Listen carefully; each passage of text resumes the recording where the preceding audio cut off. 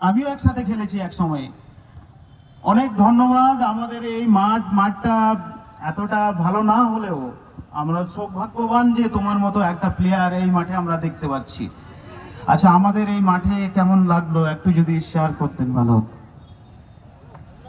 খুব ভালো লেগেছে আমার এই মাঠ খারাপ হোক ভালো হোক সেটা বড় কথা না, কারণ আমরা যখন খেলতে আসি নিজের সেরাটাই দিতে হবে, কারণ আমরা একটা দায়িত্ব নিয়ে আসি।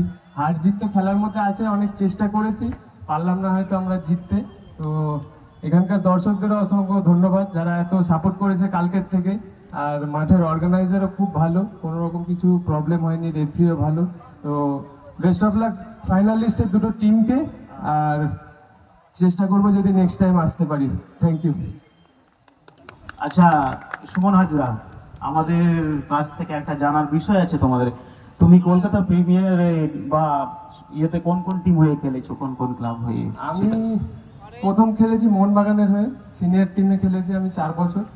তারপরে আমি সন্তোষ ট্রফি খেলেছি 2016 সালে, যেটা চ্যাম্পিয়ন হয়েছিল।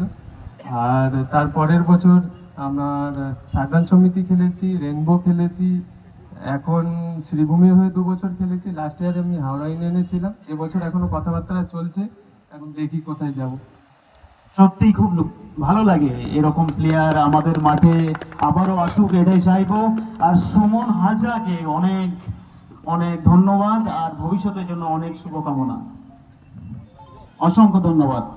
আবার আসবেন। এই ম্যাচের ম্যান অফ দ্য ম্যাচ।